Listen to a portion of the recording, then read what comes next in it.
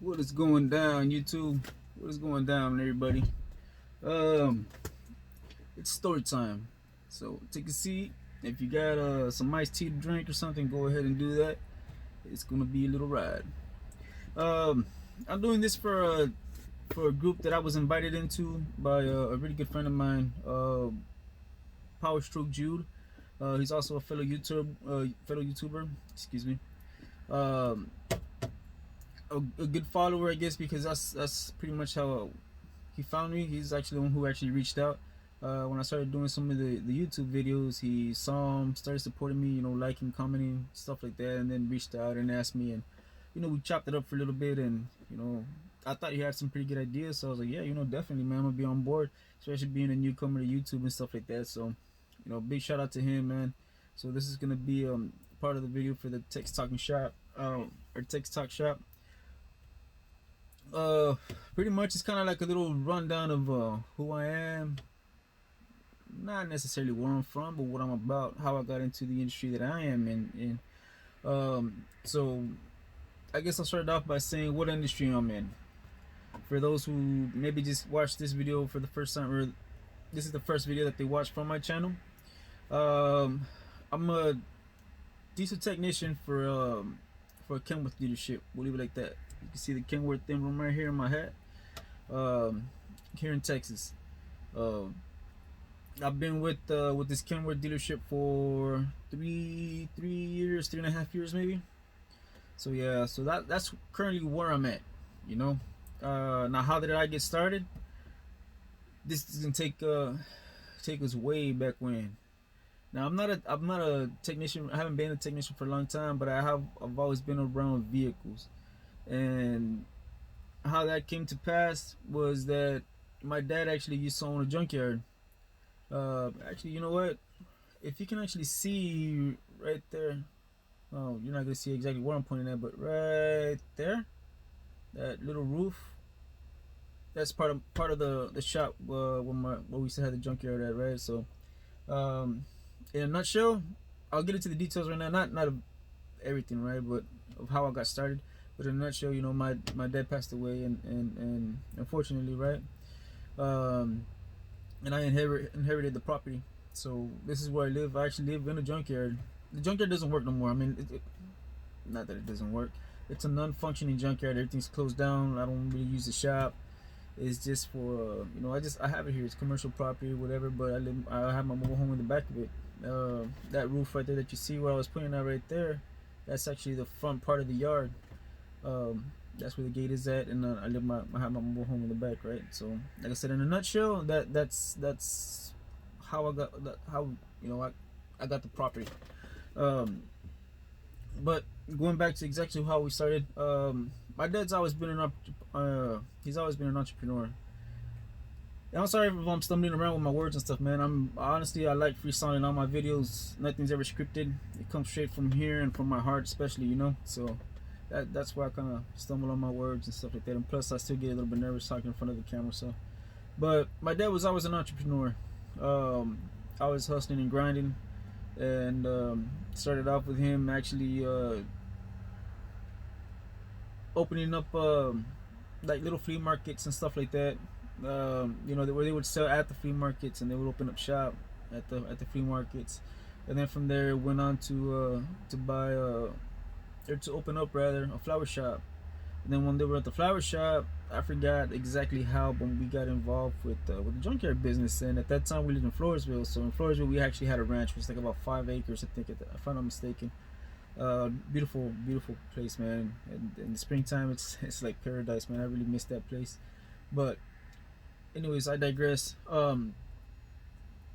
He started buying vehicles, not really with the junkyard business, but he started buying vehicles and flipping them, fixing them up, going to auctions and stuff like that. I'm speaking like way back when, man. I mean, I think I was like about 10 years old when he started doing this, man. So this is way back when, probably maybe even a little bit younger. But yeah, he started with that, man. He started buying vehicles and fixing them, flipping them. And my dad wasn't even a mechanic either. like I said, my dad was an entrepreneur, so I guess my dad had it. He had it known that he didn't actually have to do the work himself, but he could hire somebody to get it done for him, right? Which is actually smart.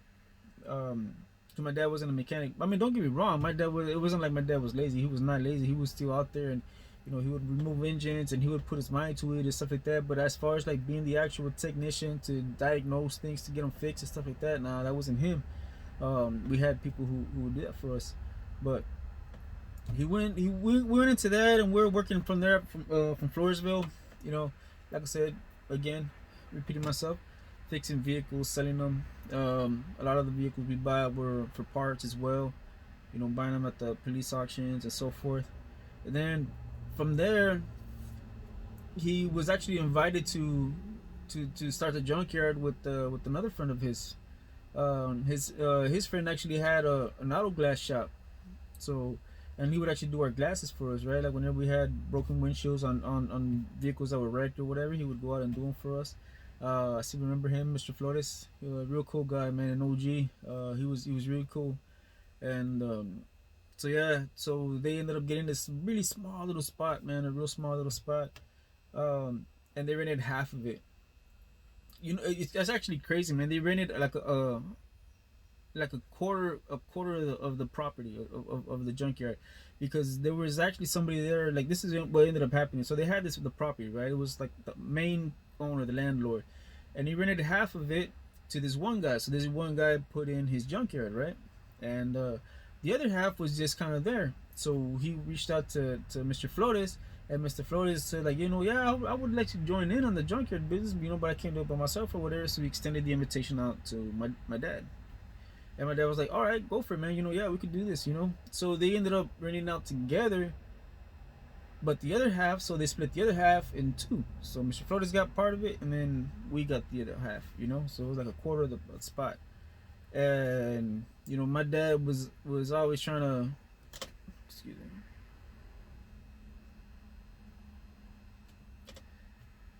me. I'm sorry about that, man. I had a phone call. I don't know if we got that part recorded or not. But anyways, yeah. So my dad got that quarter part of the junkyard that he was renting, and that's where we started. So without dragging this whole thing out along, from there we got it. There was another invitation for us to actually open up our own junkyard.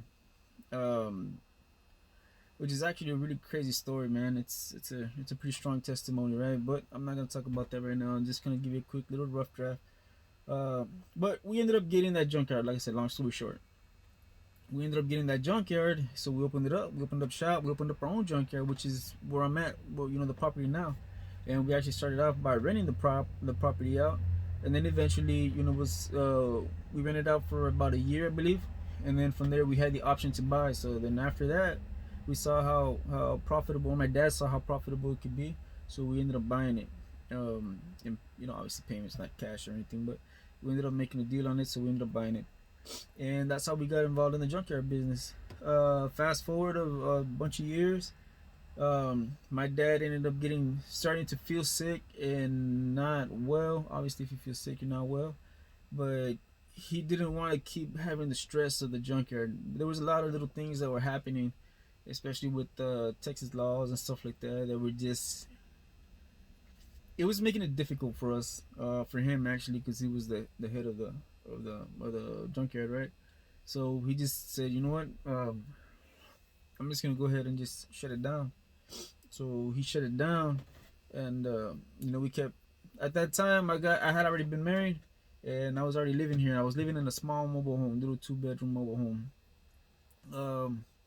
So he spoke to me. He's like, son, if you think we can keep on paying together, and I was like, you know what, well, yeah, I mean, we'll make it happen one way or the other. So he told me, you know what, well, you're gonna have to go and look for a job now, right? So because I've always worked with my dad, I was always with him. And without getting into deep details, I was pretty much, me and my mom were actually pretty much with him till the end of his life. We were there each and every day. So not trying to brag, it's just a reality of things. But anyways, again, I digress. Yeah, so from there, like I said, we closed down shop, and I had to find a job, right? So I thought the best thing that I could do at that time, I still have. He's still a really good friend of mine, man. Um, my friend Joe, who works on Power Strokes, nothing but Power Strokes, or mainly Power Strokes. I reached out to him and told him, hey Joe, this is my situation, this and that. Do you think you can give me a job or whatever? And he said, yeah, definitely, man. I'll come over here and I'll teach you some of the stuff that I know or whatever to get you started and this and that. Like, all right. So I went over with them, and I started working on Power Strokes. At that time, the main things that were actually moving were the 6.0s. So I wasn't able to stay with them for a long time, and I'll get into the details right now about that. But that's the what I do know about Power Strokes. Most of the stuff that I know is gonna be about 6.0s, 6.4s, 6.7s. I don't really know too much, especially the 6.7s. I don't know anything about 6.7s, 6.4s. Very little. I didn't really touch them too much when I was with them, and 7.3s I did kind of touch. But the main thing were the 6.0s Power Strokes. So yeah, so I was there. I was working with them for about, I would say, like about a year, maybe a year and a half, if I'm not mistaken. I don't remember exactly how much. It wasn't long though. It wasn't long. And unfortunately, man, he called me one day and he was like, "Hey, Tony, my friends call me Tony, Tony," and he's like, "Hey, Tony, got to talk to you, man." He was we sat down. I'm not gonna get into the details. I'm not gonna put nobody's business out there. But he was just pretty much saying, you know what, man, like I'm sorry, man. I really want you as a worker, to help me out as a helper, man. You help me out a lot. Like, you have no idea, but I can't, at the moment I can't. So I was like, you know what, Joe, man, don't be mad. I mean, not mad. Like, don't stress it, man. Don't worry about it. I'll figure something out, So like, all right, man, I appreciate it. So that was that, man. We parted ways at that particular moment. And like I said, when you have people like that, man, watch out for you. You gotta keep him close, man. Like I said, I still talk to him to this day. We still call each other. He'll call me out of the blue, like, "Hey, Tony, how you doing? Just want to say hi, whatever." I'll call him or whatever. He's got questions on things that he thinks that I could help him, and I'll help him as much as I can. And likewise, we reciprocate. So that's true friendship right there, man. So, but again, from there, I was kind of struggling for a little bit, figuring out what I was gonna do. And long story short, I filled out some applications for people looking for mechanics and stuff like that. And what I ended up getting was I got a phone call from the company that was named Matera Paper Company. Really good company, man. They we'll get into the details as we progress in that story. But I got called in, and they said, "Hey, man, we saw your resume, so you've had this much experience, this and that, like, yeah, I don't really know too much about mechanics. I'm not gonna lie to you, but I've always been involved with cars and vehicles, man. I go, you ask me to take a vehicle apart, I'll take it apart." And I always joke around, right? Like, just don't ask me to put it back together, man, because that's a different story, right?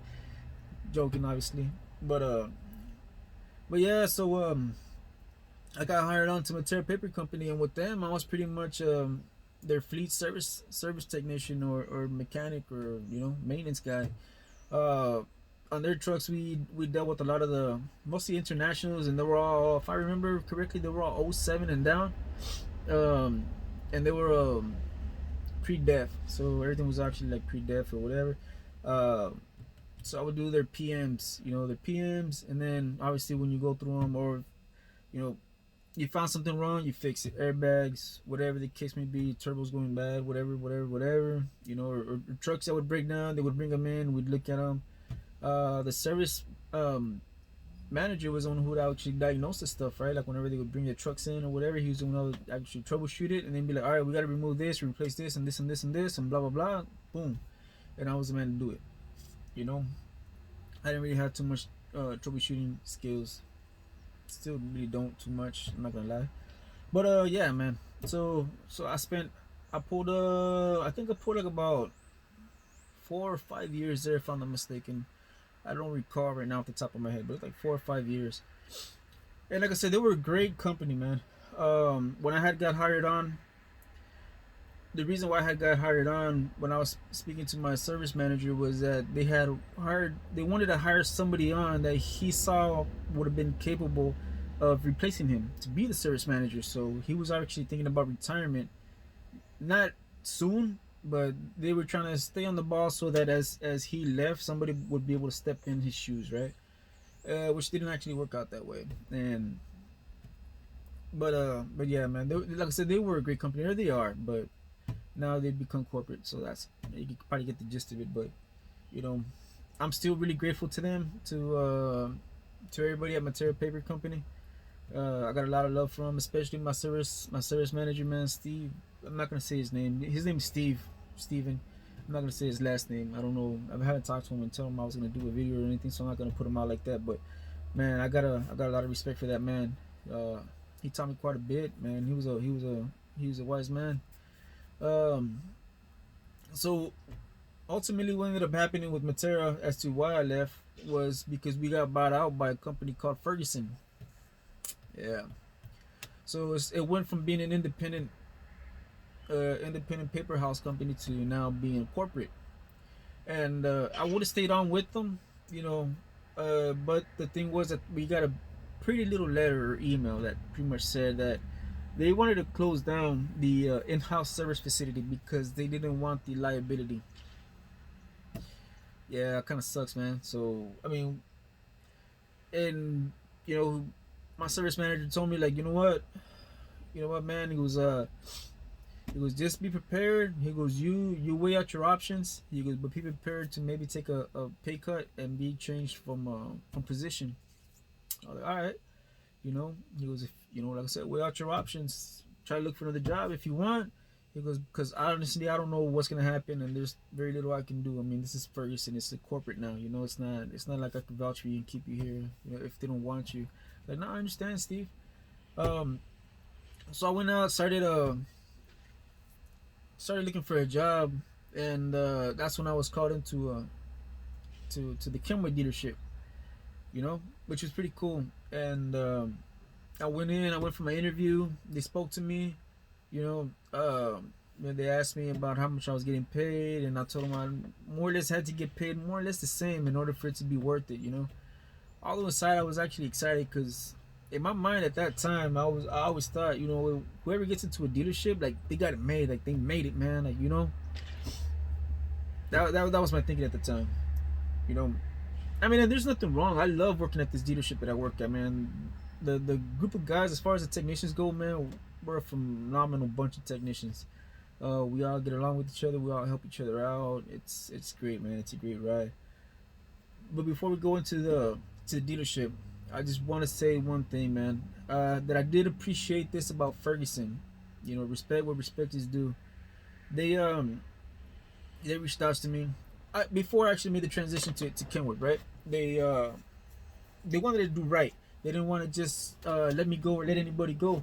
So what they had actually done or said that they wanted to do, but at that time I had already got my interview with Kenwood. So, but what they had said they had wanted to do was that they were gonna respect my pay. They weren't gonna dock my pay or you know, demote me in any way. But they were gonna put me in installing dispensers, paper towel dispensers, soap dispensers, and so forth like that.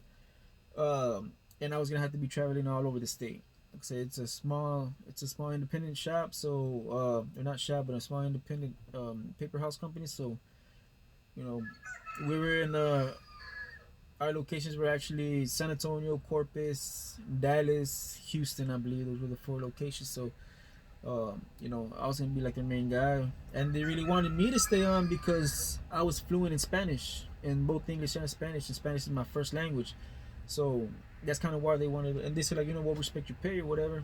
But you know, I spoke over with Steve. I told him, hey Steve, I gotta sit down and talk to you.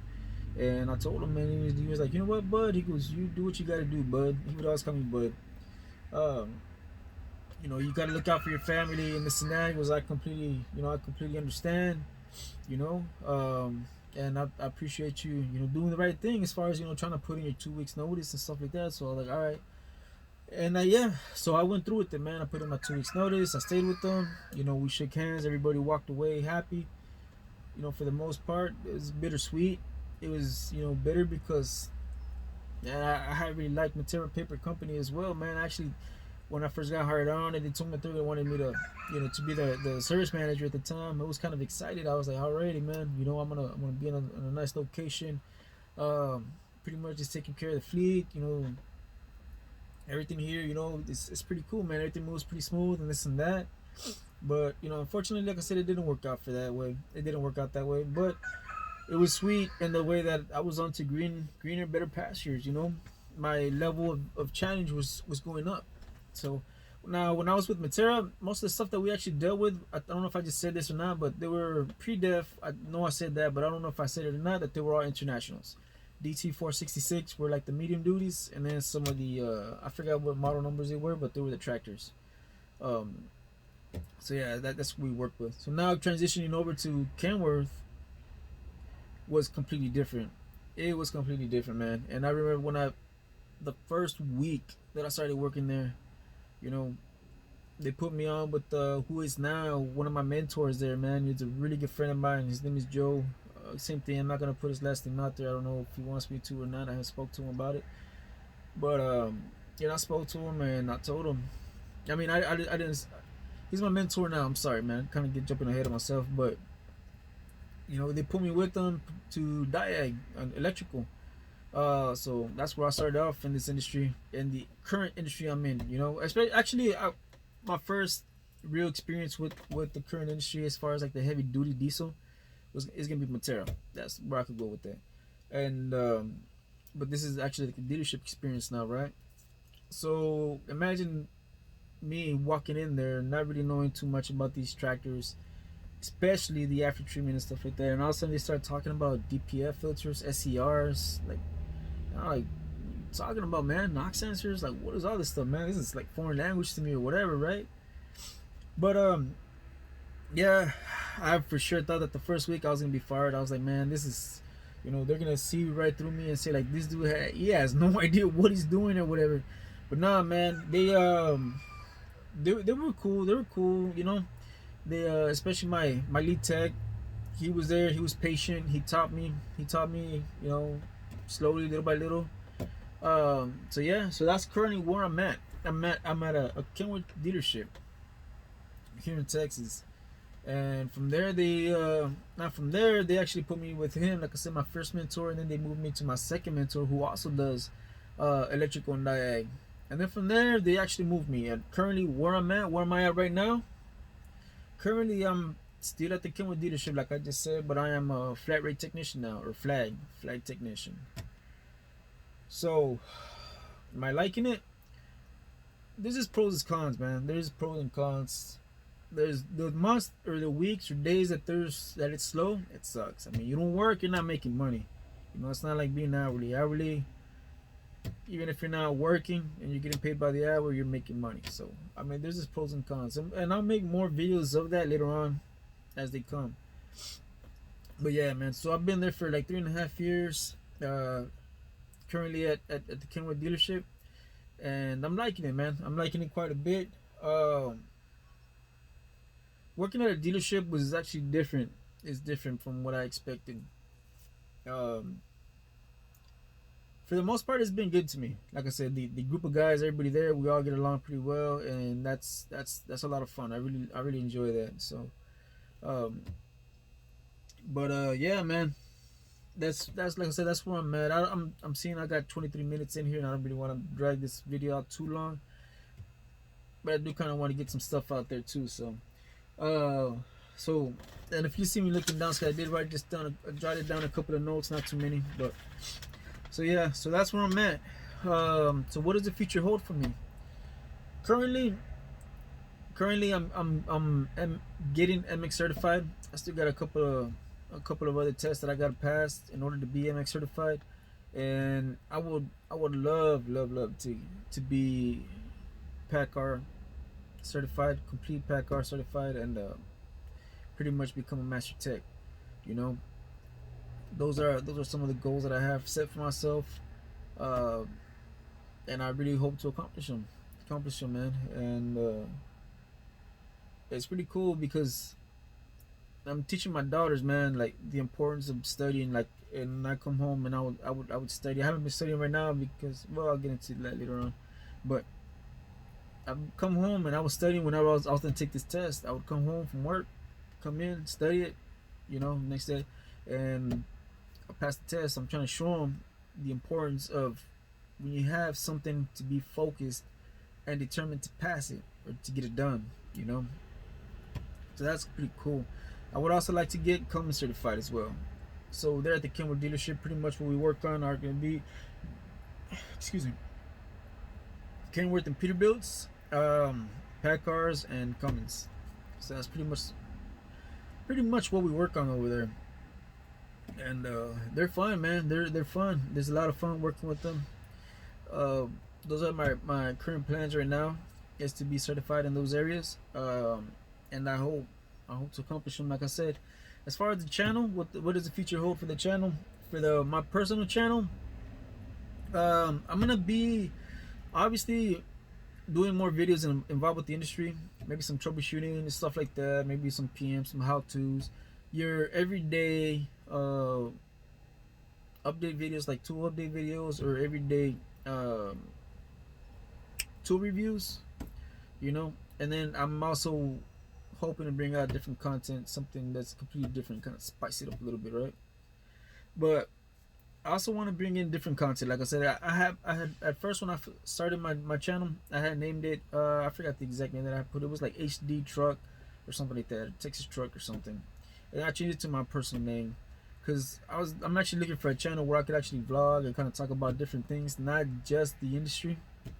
I mean, don't get me wrong, the industry is not boring. It's fun, man. It's fun, and there's a lot of stuff to talk about. But I also want to be able to have a channel where I could talk to people about different things, different subjects. We'll leave it like that. I was gonna say issues, but issues isn't really the correct terminology for this. It'd be more different subjects. So yeah, that's some of the stuff that I got. I want to involve my family in some of these things, not in everything, obviously. But I do kind of want to involve maybe my daughters, my wife, in a couple of things. So yeah, I think that would be fun, pretty much, man. So I'll be doing some vlogging videos as well. I don't know how routine they would be, but as I get the opportunity and the chance, I'm gonna be knocking out some vlogging videos as well. So yeah, man, I hope you guys enjoyed this video. And before I go, man, I want to send a shout out to a couple of cats from the Text Talking Shop and Text Talk Shop family. Number one on my list, man, it's got to be Power Stroke Jude. Like I said, he reached out to me, and if I'm not mistaken, I was like the first cat he reached out to. So that was some real, that was real, man. That was real. That dude's real right there, man. And he's been down with me since day one. Since he first found my channel, he started commenting and liking, and helping me out, giving me shout outs after shout out. Another person who's really been very supportive of me, One Mechanic. Huge shout out to him as well, man. Huge shout out to him as well. Princess Jamie, Kentucky Tech Man and Training, Edge Dezini, Nuts and Bolts with Tone, and KE Built It. Those are some of the members in TTS. We're calling it TTS, for short, whatever. But yeah, man, huge shout out to those cats, man. Everybody, the great group of guys and gals. But they got a lot of plans, man. They got a lot of plans, and we got a lot of plans, but it's mostly them, putting a lot of the ideas together. I wish I could put in my 2 cents a little bit more, but the reason why I haven't really done it is because right now we just had a baby about on the 7th of January. I don't know when you guys are seeing this, but the 7th of January we just had a baby. So along with that baby, there's been some other things that we've had to take care of. So it's been a lot of running around, having to wake up every 3-4 hours to feed the baby, check his diaper, get him changed. You guys who have kids, you guys know what comes with it, right? So I haven't really been able to be as active with them as I wanted to be, as I want to be actually. But I am there. I try to be on the board and message them and throw some ideas here and there, and communicate, so that way they don't know that they don't think I just like I'm treating this like nothing with any amount of disrespect. That's not at all, man. My utmost respect to each and every individual in this group. But yeah, man, huge shout out to these cats.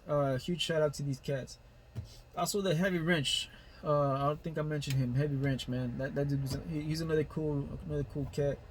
But yeah, man, I hope you guys enjoyed this video, and like, subscribe, and comment if you will, man. And if you guys have other ideas for videos that you guys want to see as far as the industry related stuff, you guys let me know, man. Comment below, let me know what's up, what y'all think.